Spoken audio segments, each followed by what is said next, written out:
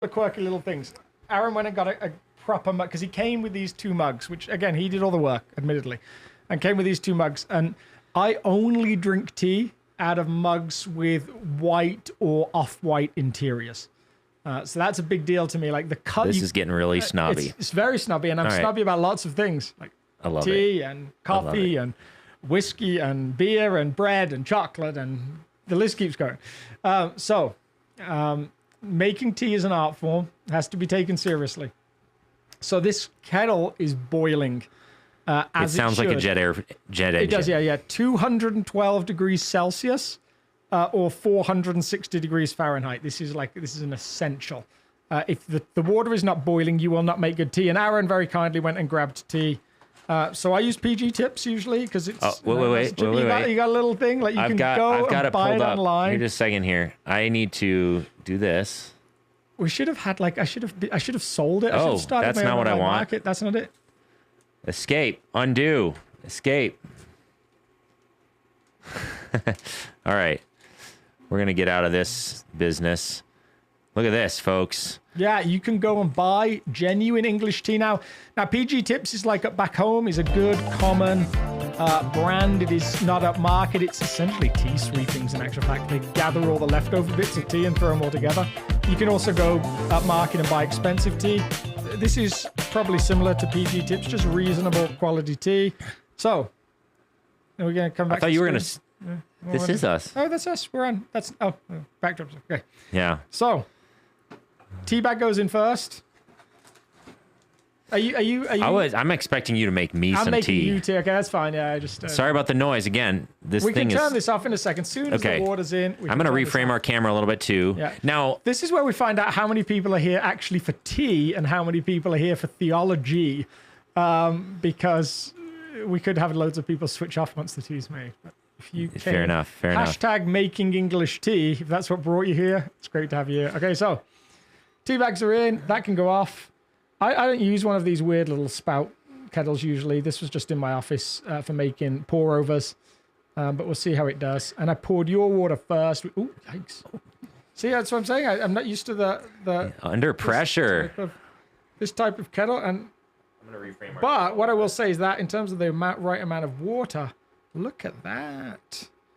So that is off. I wonder if we just unplug it, maybe it'll be quiet. Cool off. Yeah, maybe we'll shut this thing up. Okay, so now I also know you're very particular about your milk, and I know that this isn't exactly the right thing, but I also, I didn't want to. I mean, it was fine. This is okay. Usually you're a 2% guy, right? No, a whole percent, 4%. Yeah. Oh, okay. This is the one. This is good. Cool. But it wasn't it wasn't the brand that you bought. I usually buy organic milk. I was so nervous preparing for this. Do you know what we don't have? We don't have a spoon. Where's the spoon? I'll go get a spoon. But you can explain more about it while I go get a spoon. Okay, yeah. What time are you already gone? Okay. I will talk more about tea. You go now. No. I love it. So I am looking for I'll leave the tea bag in for maybe 2 minutes, maybe 3 minutes. And to me, it's all about the right color. It's like you have to be able to add milk and it not get too white, not be too dark. Now, I have brothers back home that would say I make tea too milky, it's not dark enough. Traditionally, a builder's tea, if you have builders come to your house in England and offer them tea, you can guarantee almost without fail that 90% of the builders will have milk and 2 sugars. That's like standard fare. I do not drink milk with sugar. If you want to add honey, then you can. You're wrong, but you can. If you want to drink it without milk and drink it with lemon, you can. Again, you're wrong, but you can. And no one will stop you. By the way, sorry. I just like to just move the tea around a little bit. Just make sure it's just. We're gonna have to back up a little bit. I think we actually started prematurely. I don't know if we were fully live yet. I got so excited. Oh, okay. Where did we? Are we live now? We are live. Okay. How long have we been live? Let me find out where we started the instructional. There's a very particular thing, and I don't want you to miss any of the steps. Yeah. It is very particular. Boiling water. It sounds okay. Yeah, close. Good job. Yeah. Boiling water, essential. It should be boiling, not have boiled. It's not like coffee where you want it to come off the... Whoa! Now's the liability. electricity, just electric kettle, and flying liquids. Hey, that could make for a great YouTube video. And this is the finale of our Guys Drinking Tea show. The moment it ended. How it started, how it's going. So we're getting to this point where I'm starting to think, these have been in for long enough. And then you always take the tea bag out before you add the milk. You don't add the milk while the tea bag's in. Again, it's kind of like, I'm sure there's some people do it, just like there's some people that put milk in a bowl and then add cereal. But I think most of us would agree those people are just a strange breed. And it's not to be copied. It's not to be. It's not admirable. No. There's nothing. No redeeming quality about it. We may still talk to those people, but we wouldn't consider them friends. So. All right. Well, and since we pretty much completely doused our table, we're just going to put the tea bags right here on the table. And no one could see that till you mentioned it. No. It's hidden. So I'm going to see what happens. I'm just going to add a little, look at that. That's not a bad color. I'm pretty happy with that color. I could have maybe left it in a little longer, but I am working with unfamiliar tea bags. So almost any excuse goes. And again, I got a couple of brothers back home that would probably tell me I've done this in a way that's wrong. But that's okay. You've been living in America for too long. You've lost your edge. But that to me is a good cup of tea. We're going to be fine with that. You could take that to most people and no one's going to be overly critical. And cheers. Cheers. Trying to show a little bit of the color. I don't know. We're clearly not set up to be a cooking show. We're not. Next week, we'll be cooking. Aaron will be making his pineapple upside down cake. Oh, wow. Well, there you go. There's tea. And it's definitely too weak. I was under a lot of pressure, so I would say this is too weak. Yeah. And, by the way, the English breakfast tea that has been in our little tea area this whole time, did you know it was decaf? No, I've never drunk it though, so I would. What have you been drinking? I don't drink tea at work. That's not true. Yeah, we have a show where we drink tea. I drink non-breakfast tea, like milk and sugar. Like I'll drink like fruit teas or herbal teas at work. Herbal teas. No, herbal. Yeah, it's the H is not silent. Why would it be silent? If you meet someone with a name Herb, do you call him Herb? You guys I think what it is you guys think it's like hors d'oeuvres or something like that. Like it's not. And speaking of hors d'oeuvres, if you come on Easter Sunday, Resurrection Sunday, we are having hors d'oeuvres. Indeed. Yeah. Walking breakfast, hors d'oeuvres, maybe some bacon, all those kind of things. So registration. Don't prematurely promise bacon. No, there's going to be bacon. Okay, he's like, I am the boss and there will be bacon. Yes. There's a few things that are optional and there's got to be some kind of bacon. Well, as promised, we are with our tea. With our tea, and we semi-successfully, if you missed the very, very beginning, well, two things to acknowledge. One, I think he was explaining that you have to drink the tea with a white interior. Did you explain why? Well, it's the only way you can tell the color. Like any other interior color, it throws off the color of the tea. You can't tell what you're looking at. Like if you're going to judge on color, white is the best color to judge against, or like off-white. Whereas if you have like a dark blue interior, for example, it's hard to see. So I'll happily use those mugs. I have at home, I have coffee mugs and I have tea mugs. And there is only one mug that actually in the Venn diagram of coffee mug and tea mug, I only have one mug that lands like... That's qualified to do in both. Yeah. And it's actually so important to me. I broke that mug and I went and bought a new mug, the same, for about $25. Because it was the only one I could find online. It was that important to me because something about it, it works great for tea and for coffee. Wow. And my kids bought it me, so it had sentimental as well. Nice. Well, so there we go. I'm sitting here messing with my camera setup, getting a little bit brighter here for you. And now, so we've genuinely talked about tea for 15 minutes. Are we on to emotion? We are. Huh. The title of this was an emotional conversation About over tea or something like that. I don't know what I titled it, but yeah, if you want to see emotion, make me a poorly made cup of tea, and then you'll see a whole spectrum of emotions that don't come out anywhere else, like the sadness, there's anger, there's grief, there's disgust. Disgust, yes.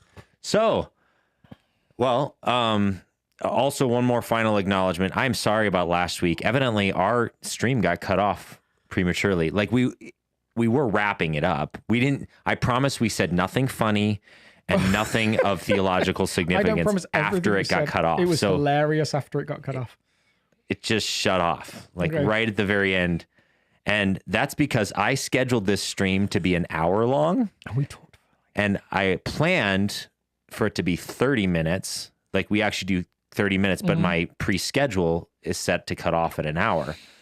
We definitely went over the 30 minutes. We went over 30 minutes and spilled into the 30-minute margin that I And gave. it felt quite serious and heavy talking about unforgiveness. And now we get to talk about emotion. And I feel out of my depth talking about emotion. I think that's one of the weird things for me. Like having done enough years of study to feel like, at least with the Bible, and I'm going to be very transparent here, at least talking about the Bible, talking about faith, I know enough that at the very worst, people go away confused, but not thinking this person doesn't know what he's talking about. People might go away saying, oh, wow, I didn't understand that, but I'm sure he knows what he's talking about. With emotion, I'm just aware that there's one, we have South just happens to have a load of people that do counseling for a living or do some kind of therapy for a living. And I was just chatting to someone earlier saying, I don't know why that is, but that's like a historic thing. There's just a lot of people. We could probably round up like, what is it? Maybe 5% of the community or something. 5%, wow. Yeah, that do like some kind of counseling or psychology or something like that. Maybe they just show up because it makes them feel so much smarter when they listen to us talk. I'm just joking. Wow. No. No. If I ever wanted to be sure that I knew what I was talking about. No. Oh, man. Yeah. It is kind of the other comedy of it. If you've ever done the Enneagram, Alex and I are 7s on the Enneagram. And one of the markers of a 7 is that the avoidance of pain. Yeah. And so we're going to spend Lent talking about the painful emotion. No, not the happy ones. The painful ones. So we're clearly the most qualified staff members. We probably should have brought someone else in on this. And we will. Maybe. But yeah, there is definitely a weirdness there. And I think that you'll probably see that in the sermons. I think we cover up some of our own pain with humor at times. I definitely do. And I've noticed about myself, and I don't know how this tracks with all you guys listening. I very quickly, when I have a painful thought, shift in my mind to how I'll be okay, even if the worst thing happens. Like I'll think, oh my goodness, what if this happens? And I can move very quickly to like a place of, oh, I can be happy again. Like that to me is like and I don't know whether that's just a personality quirk or whether that's a human thing. But I know that it's difficult for me to say, this is a painful emotion. I'm going to spend time with it.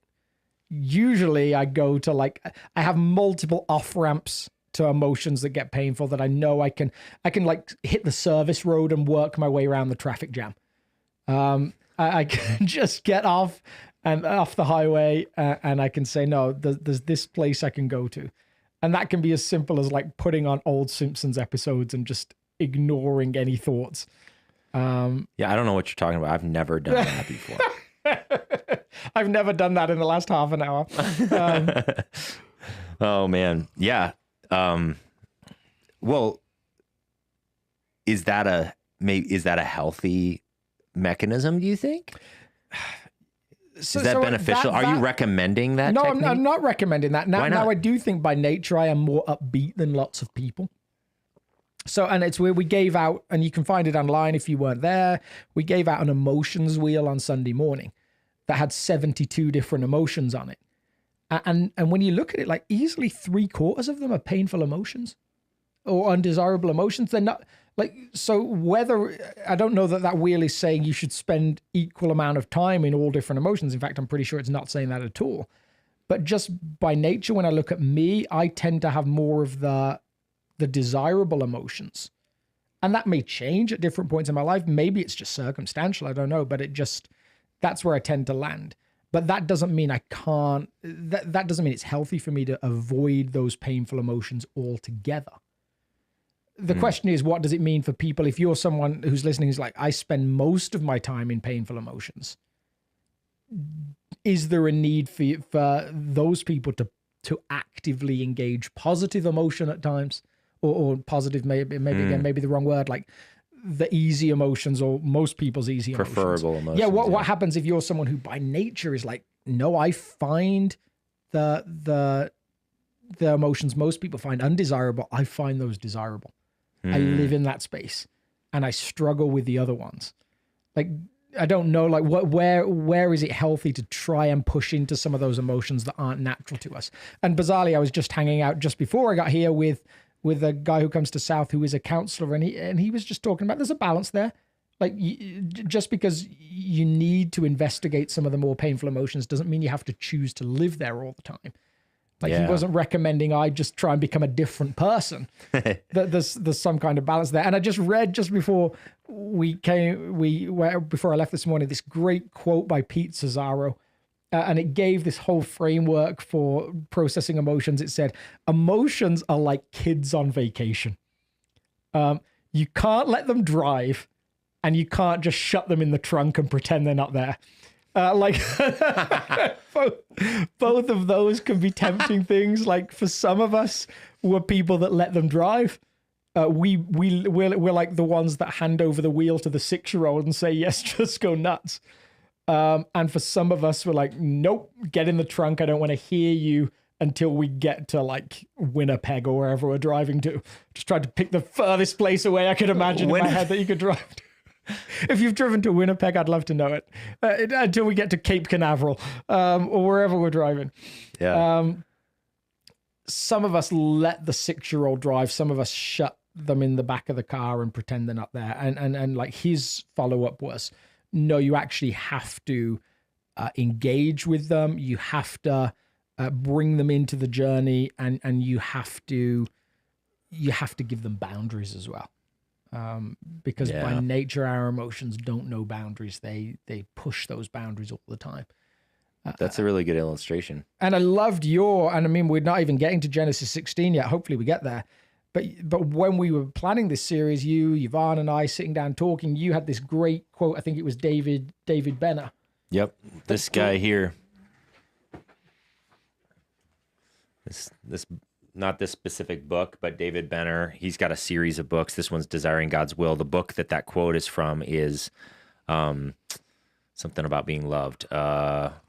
Surrender to Love, which was a really, really important book in my exploration of my own emotional world. So so broadly, like, as I understood it, and you'll probably say it better, or even like give the verbatim quote, a lot of us want to exist with God in the thought world. Like, we want to know information about God, and we want to relate to him based on what we know. And this pushed you to say, no, emotions give you information about God, or relationship with God that you can't get just from thought. Yes. And I think I was telling you when I read that quote, sorry if I'm making crazy sounds in your microphones here or in your ears, but when I first read that quote, I was like, no, I completely disagree.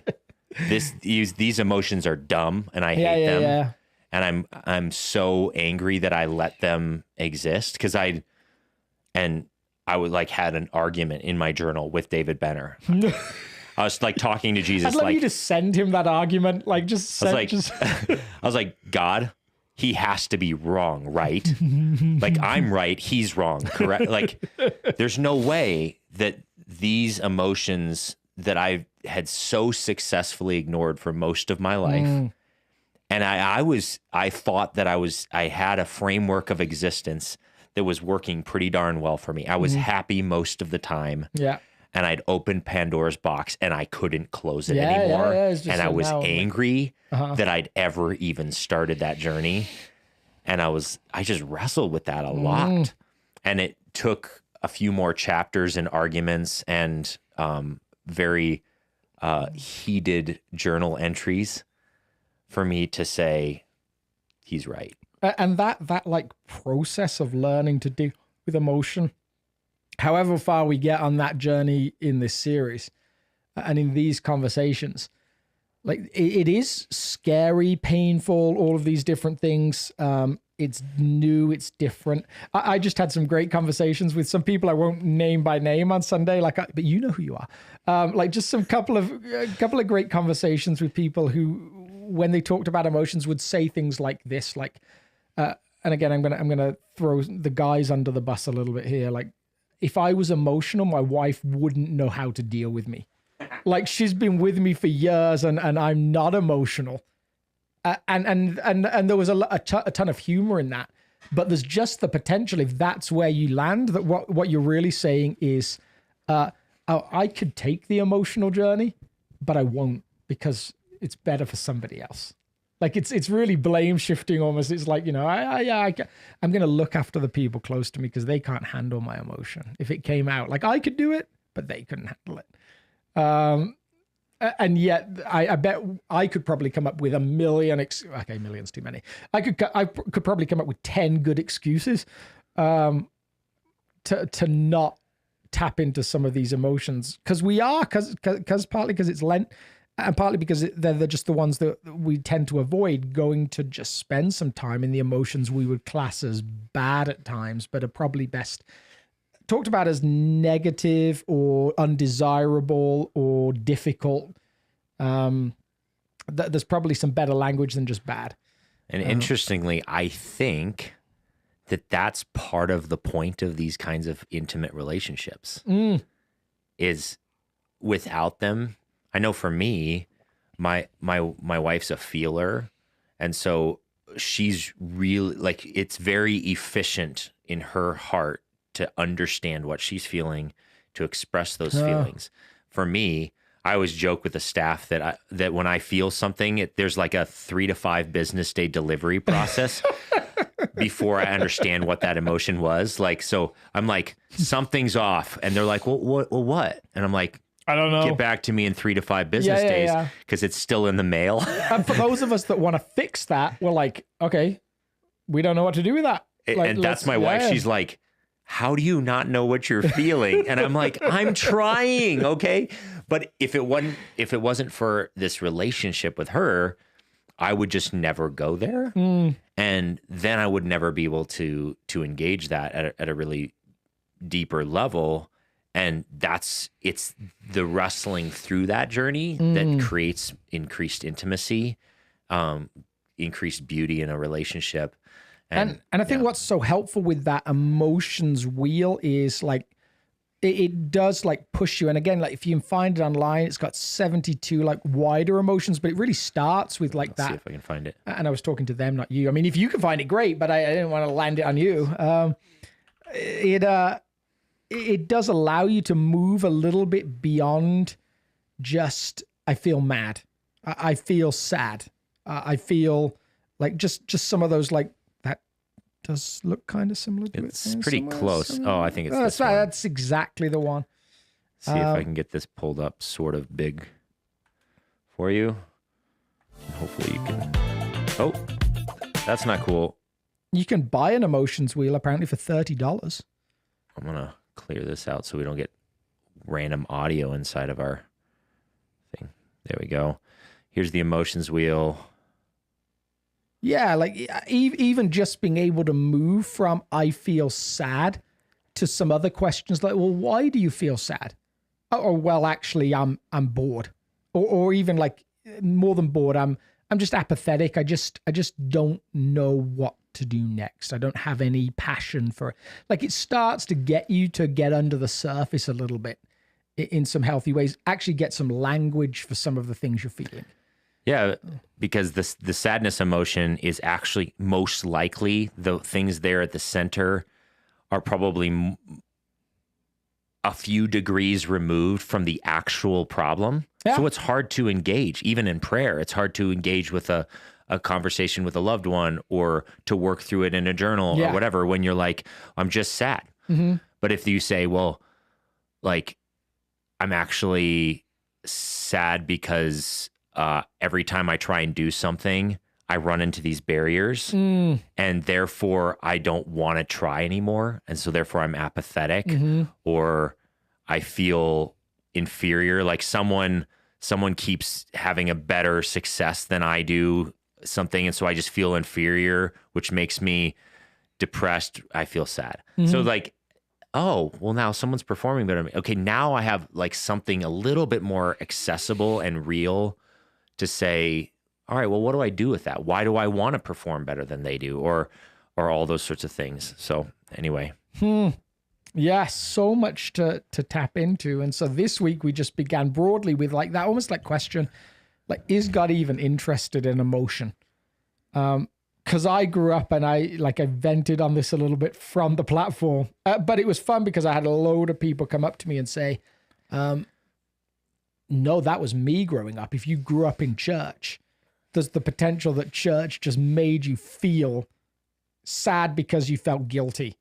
And really, like, for me, guilty was tied to ashamed. Like I wasn't good enough. And that for me was like, I resented the church because they never wanted to help me with my emotions. They always just told me over and over again, oh, no more information about God. And when you know those facts, you'll believe better. And then eventually your emotions will change. Which was fine, except they never did. Or they didn't for ages. They didn't. Fact, faith, feeling. Yeah, that was like the train that I was told, just follow along with that. And I think like I've just had a few conversations recently on a broader level with people that have said like, the church made me feel deeply shameful. And again, it's hard to blame the church because can you ever blame an organization? Can you ever like have unforgiveness towards an organization? I don't know if it's healthy because usually it's a person. When you get behind it far enough, it's not the company that let you go. It's the boss that let you go. Someone made the decision. Usually you can find a person. But generally taking the church as like somewhere that the church has had lots of people in it that have used shame. And those conversations, some of those people have stayed in the church and some of them have never found their way back to the church. Some of them have stayed with a faith in a God and a creator who loves them. And some of them have said, peace out, I'm done. There is nothing valuable here anymore. And so when you think of like where unprocessed emotion can go, and even being able to say the church made me feel shameful and ashamed, is that God or is that the church? Is a good question, is a helpful question. It is. And I think that's one of the reasons why even that conversation is so emotionally charged, because emotions are like wired into our very DNA to protect us from things. Like at a more biological level, a lot of these emotions are just sort of like helpful things to like protect you from dangerous things and all this, whatever it may be.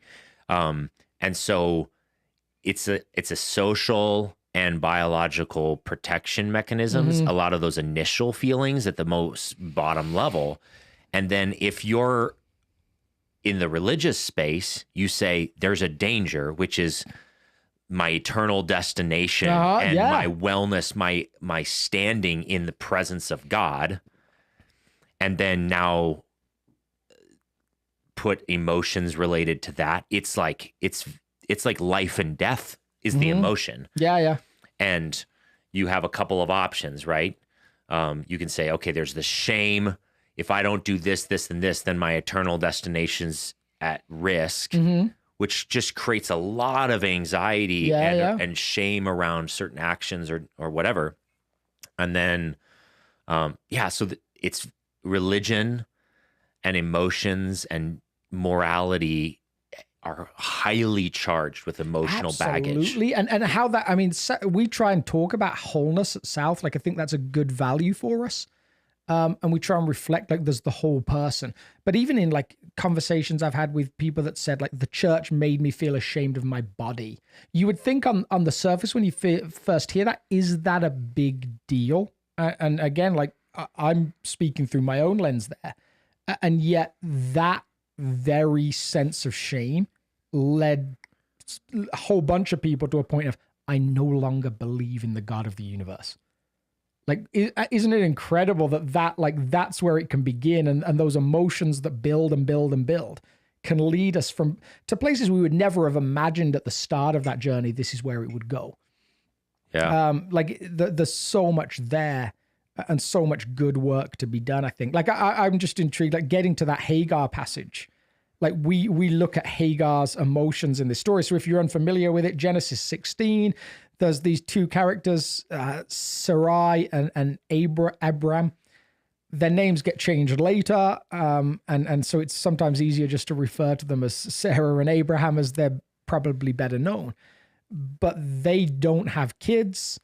Their mechanism, or Sarai's mechanism for getting kids, is for Abraham to take Hagar and actually end up marrying her as a second wife. But really, initially, just go sleep with my slave. Perhaps I can build a family through her, is the beginning point. And of course, when you get to the end of the story, you're like, oh no, this is a logical conclusion to this story. There's a beautiful naivety to the start of the story. Like, again, like, not to be too delicate about it, Sarai is in her probably at least 70s or 80s at this point in the story. And she sends her husband off with a girl who's probably 18, 20, something like that. And he doesn't object, which doesn't surprise a whole bunch of people. And then she has a child, and the expectation that child might simply feel like a family for Sarai. Again, are we surprised that that's where the story goes? That Hagar is attached to her child and feels pride in her child, and that she doesn't feel that child belongs to Sarai? No, we're probably not retrospectively shocked that's the emotion. Are we surprised that Sarai gets bitter? No. Are we surprised that this isn't happy families, like happily ever after? No. Like there's a whole bunch of complexities there. And then when Hagar ends up running away because she's mistreated, again, no surprises really when we look at it. And yet, to each and every person, there was like at different points optimism or belief that the story might end well, that it might come to a good conclusion, and all the emotions that get in the way or impact that story end up with Hagar stood by a well, far from home in a wilderness. Yeah. I am fascinated just based on that whole conversation. Like, how would the church treat someone like Hagar? Like, if she was to walk into church, like many churches in America or the West today, how do you receive someone who comes in? Like, you could see, like, oh, you stole somebody else's wife. Oh, you had a child, and there's a questionable history to that child. Oh, and then you left home, and then like all of these different like questions that might be asked, and yet all the God of the universe does is sit with her in her emotion, and she comes away saying, the God of the universe sees me. I am known by him. There's just a remarkable simplicity to that part of the story. Yeah. Yeah. So this particular Sunday was like sort of overview, getting us. Yeah, we're not even in Lent yet.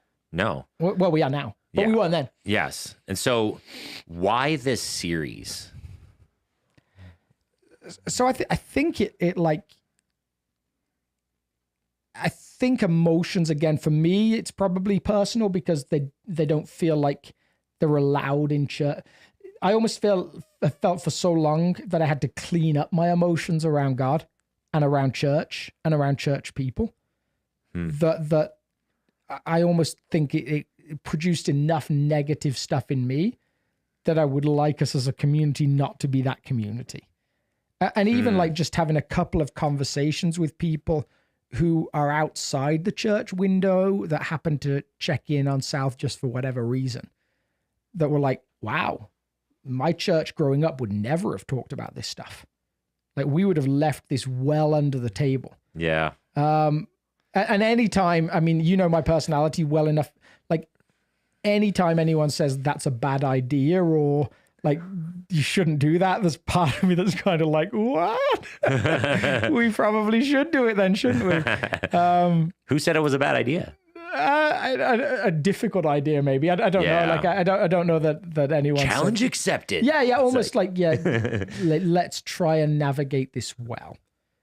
And so to me, like part of the hope is, and I think in church sometimes the implication can be, this sermon will fix something for you, and I don't think that's my thinking with this. What? It's like, it's you can tune out. It's you can Aaron's skip the series. That's going to fix stuff. You can skip this series. It's not going to fix anything. It actually like the bigger hope is that it might just awaken something.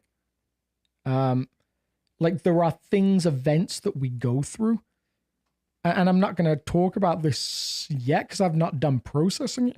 But there was something I went through recently that just awakened a question in me that I'd just never asked before. I didn't even know. What's the question? It was really centered around like my willingness to ask for help in a very particular area. And that I'd never really done that, even from people I was really close to. And it led me not to be resentful to those people for not helping, in actual fact, but just asking why. What started that? Like, why do I feel like in that area specifically, I'm going to have to make it by myself? And it's not like, it's actually around the area of money. It's actually like, you know, it was just this simple moment where, like, I just looked back and I was like, no, I've never asked anybody for that. And I'm talking anybody since I was 14, like nobody. Even when there's been times where I've really needed to. And so it just like awakened this whole question in me of like, why? And I think there's the potential for a series like this when you start talking about emotions. Again, similar to like when we talked about unforgiveness last week, just to awaken a little bit of, like, why am I feeling that way? Why do I still, like, why when I drive past this house, does it still trigger something in me? Some emotion, like. So, yeah, I think we should explore that a little bit more, because I think that's starting to get at maybe some tips in how to engage. But I want to like go back a little bit more and ask, you started to allude at this and I started to allude at it with some of my story. Let's just imagine someone out there is watching this and they're still not convinced that this is a good process. Like going back to your comments about a few folks who've approached you and said like, I've been functioning just fine. Like why do I need to engage this? First of all, like, what's your initial answer to that question? And like, paint a picture of what a life or a world looks like where they have engaged it versus haven't.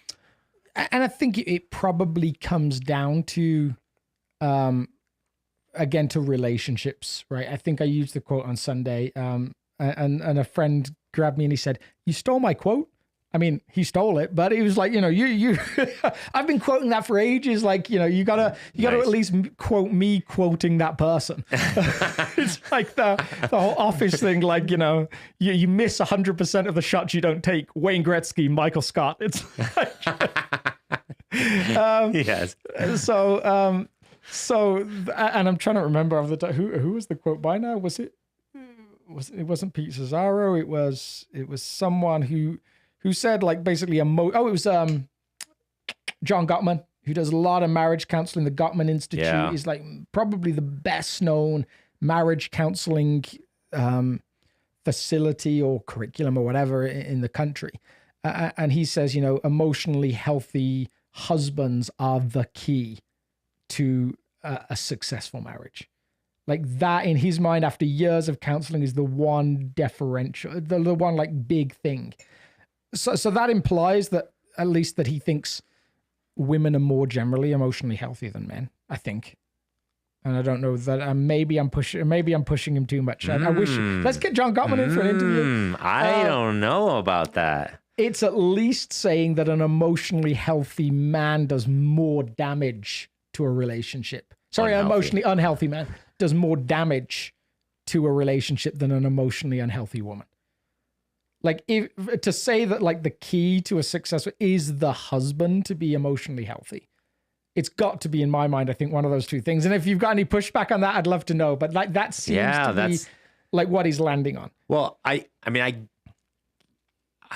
like, my mind's spinning because I think that there's a few assumptions you have to make to get to that conclusion, and it's the premise may be generally true, but it's probably more a side effect of how men in the Western world are taught or not taught to engage emotions versus being specifically male or female by default. Oh, absolutely. No, I would totally agree with that. But it is at least saying in his experience, either more of the men he's come across are emotionally unhealthy than women, or that they are able to damage the relationship more by being emotionally unhealthy. If he's saying that, yes, an emotionally healthy man can help the relationship in a way that is almost incalculable. Totally. And I think probably what's going on there is emotional engagement is a mandatory part for a healthy relationship. Absolutely. And that's where I was coming to. A lack of engagement by default creates a lack of relationship. Yeah, it's almost like he's burying the lead a little bit. Like the big story behind that is the more emotionally healthy you are, the better your relationships will be. And almost all of us are either in some kind of relationship or want to be in some kind of relationship or need to be in some kind of relationship. And that's tricky. Because like if you're... And I'm not even just talking about like a sexual relationship, a physical relationship at this point. I'm just talking about interactive, interpersonal relationships. Totally. But I think that there may be some folks out there saying, no, I don't want to be. I don't think I need to be. I don't think I need to be. Exactly. And so convince them. Come on, convince Alex. them they need to be in relationships. Yeah. Oh man. Deep. Not just any relationship. Not like the person that you see at the basketball court when you play pickup basketball, or not just the person that you casually run into at the office and joke about some casual thing on the side, but like convince people that it is a healthy human thing to be in deep relationship. Oh man, I don't know. I think I need your help there. I mean, it seems like we were created for relationships like that. Like if at least on a Bible scriptural level, that seems to be written into it's not good for man to be alone language in Genesis. There's got to be like, by nature, there is interaction. By nature, it seems like we make each other better. Like none of us has all of the answers, all of the things. And I'm guessing like if you are in that place where you're like, I don't need any kind of relationship, that's probably a minority, and that's okay. It's sometimes good to be in the minority. And for a highly extroverted person, you're like, it's hard for me to answer the question because it never even occurred to me. I'm like, what? Are you going to tell me you want to drink your tea with honey next, or with a cup that's like not white in the middle? There's like wow, I didn't even know that was a question. Yeah. But I think for the most part, on a Bible level, it seems to be written into the thing, and most of us gravitate towards them, and most of the time, when we're left just by there's a reason that they say solitary confinement is one of the greatest punishments that you can inflict on someone. Just to put someone in a room by themselves permanently with no interaction, as much as some space is good. And when I talked about my wife taking the kids off and going on vacation without me, I did have people come up to me and say, that's like my dream, like being left alone in my house. That's wonderful. But indefinitely in a confined space with no reprieve. That for most people is genuine torture. Most people go mad. Yeah. So I guess, I think you could disagree or feel like you disagree, because that's what I'm saying. I think the fact that you don't is actually an emotion. Yeah. There's underneath the surface, if that's you and you're like, I really think if I could remove myself from certain highly emotionally charged relationships or emotional things, I'd probably be better off. There's science that proves that that's not the case. Like neuroscience talks about like relationships and how it affects brain health, physical health, longevity of life, mobility of life. The scriptures talk about it, but if you don't buy into the scriptures, fine. Like set that aside. Just say like, just the science proves that we are creatures. We're highly social creatures, even if you're an introvert. And in order to thrive as a human being, you need this. Well, one of the interesting things for me, like things I've loved reading up on over the last 5 years, maybe is what people have identified as blue zones around the world. Like places where people live long lives, healthy, and express like good mental health as well. Yep. And they all have things in common. Like the diet has a lot in common. There's like they actually some activity. They walk a lot. Yeah. Red wine is quite common within that diet. Interestingly, like it's not as bland or whatever as you might think it is. But a strong relational community is present in every single one of them. There's something about communities that bring people together that produce a longer element of life. And there was one, I think it's Sorrento over in Pennsylvania, like they were trying to understand why heart disease was just a tiny fraction there of what they would expect given the population demographic and everything. And when they looked at it, it was the number of people that lived in multi-generational homes was incredibly high. People still stopped on the street to have long, deep conversations with people. So it seems like that science element to it is there. Like it's pretty clear that we do well in relationships. Yeah. And if you find yourself, and the reason I'm pushing here is because there was seasons of my life where I maybe was that guy. Yeah. I'm like, I figured out a construction of my world where I can pretty much just feel awesome most of the time. Yeah. But then disc golf. But then there's certain environments and interactions that are painful for me. And I would find myself avoiding it more and more and more and more. And the reality is I was not emotionally healthy. And I was naive to think that I was.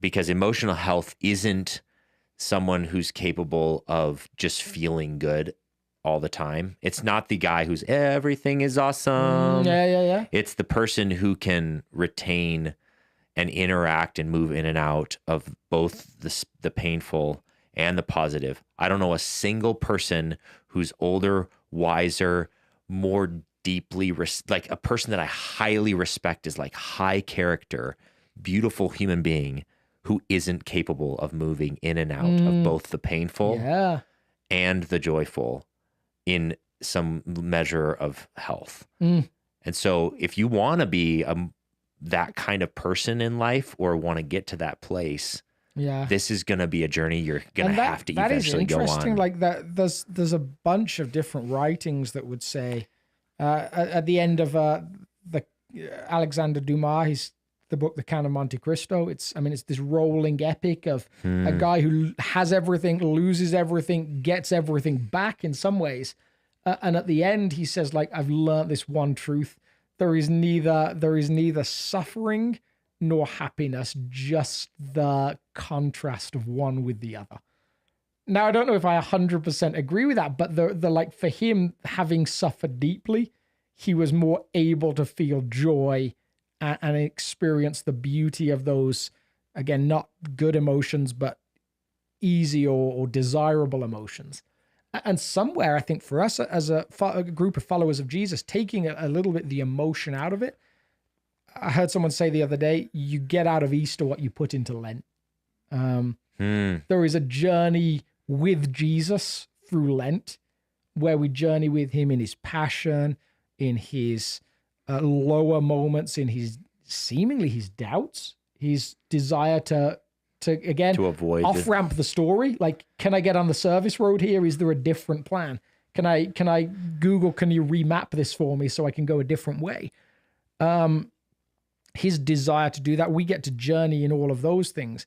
And somewhere it seems that the light of Easter, it explodes the more brightly because of that journey.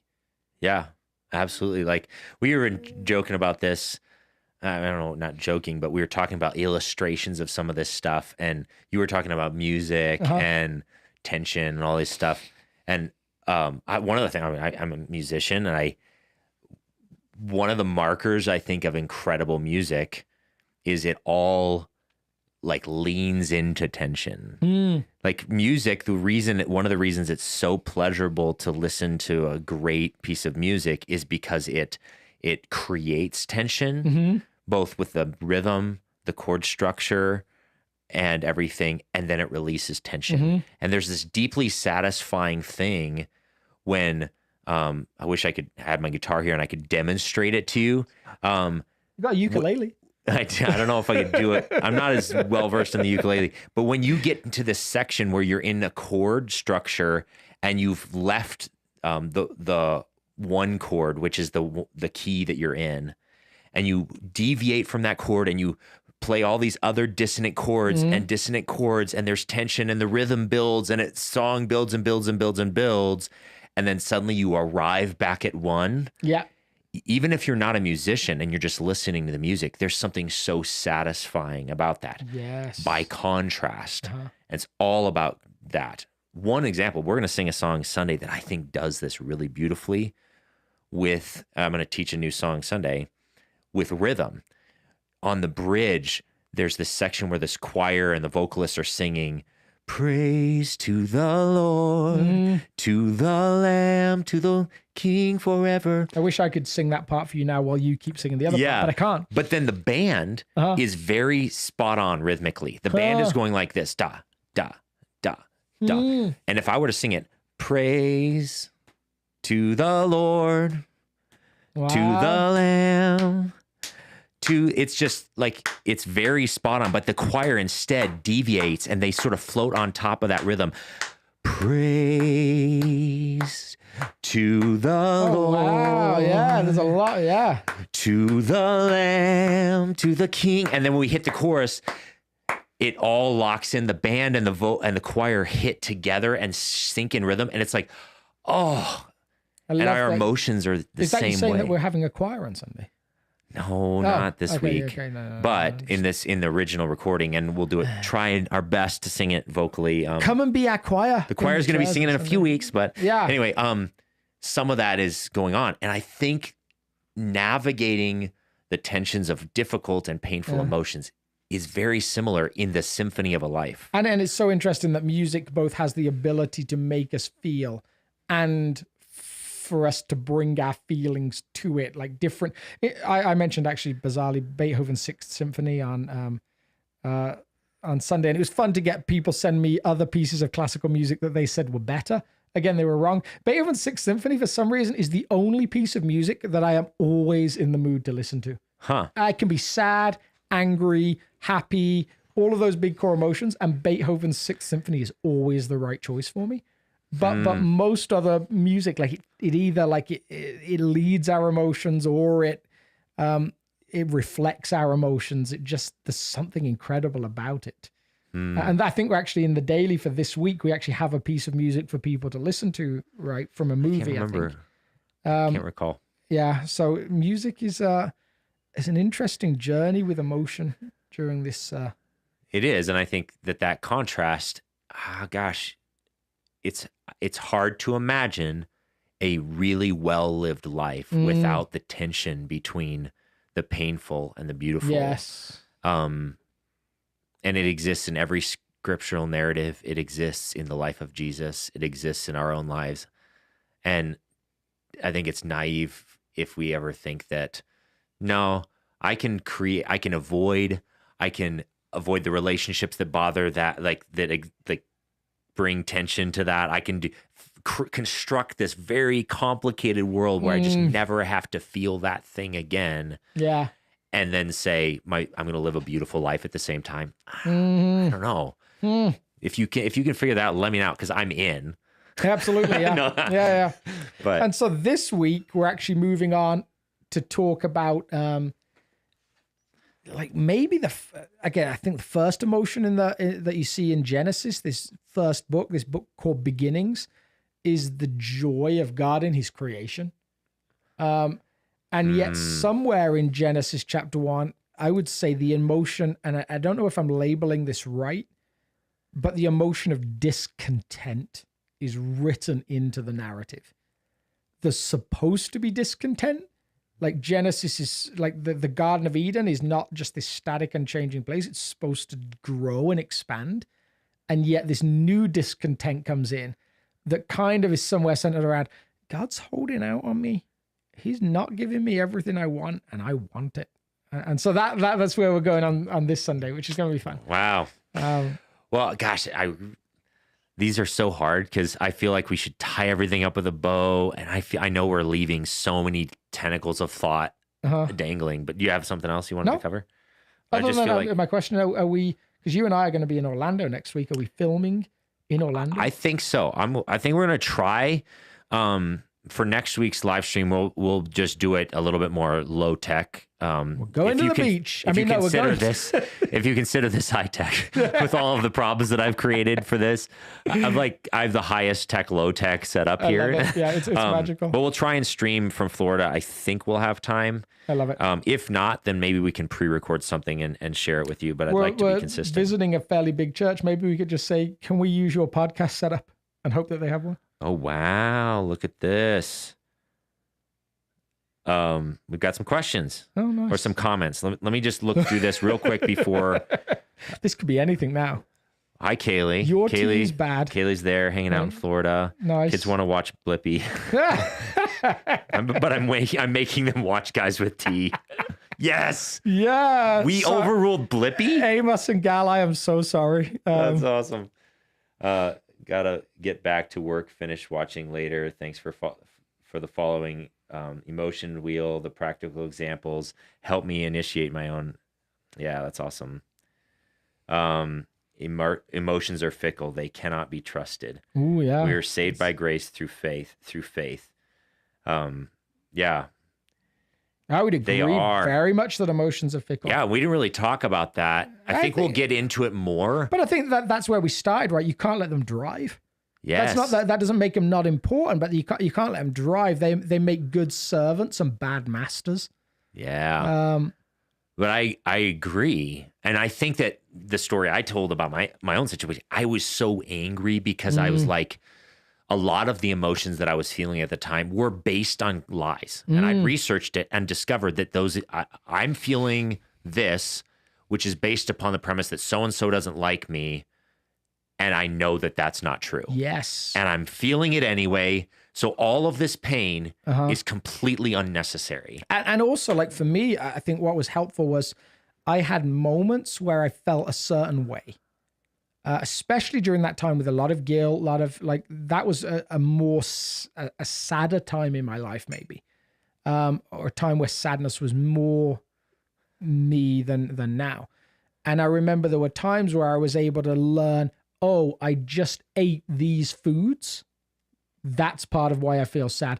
Oh, it's been cloudy for the last 2 days. Not a problem we have in Colorado, but a problem that we had in England. Oh, it's been cloudy for 2 or 3 days. And then the sun comes out and my emotion changes. The recipe that I was given of just ignore your emotions didn't allow me to process any of that. It just, again, it was an off-ramp. It was like, get on the service road, pretend they're not there. The moment I was able to say, oh, the weather has affected my emotions, actually enabled me to move into something different. Totally. Which was really helpful for me. Well, I think, and bring it back to the relational section, just sort of tie this up with a little bit, is you can feel, let's say someone's like, so-and-so doesn't like me because they said this, this, and this. But then if you were to find out, like, they didn't even consider that, they didn't, or, they're not even thinking about the situation like that. And so your emotion is lying to you about, but that was the part that I was so frustrated about in my scenario. Like, it's the weather, what I ate, and a misunderstanding about someone's comment. Yeah. That these are the things that drive my emotions. Yeah, it's so interesting. Why would I do that? And then you Why find afterwards, they didn't mean that by the comment, and you spent like an evening in like wrecked. Yeah, because of this thing. And they were like, "No, I didn't mean that." Or so then the question back to that quote that you said, that emotions are data that help us. That still is true, because then the new question is, if all of those variables are lies or variables that are out of our control that still affect our emotions, why?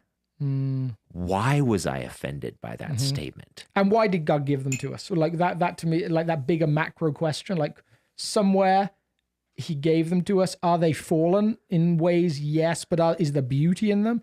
Yes.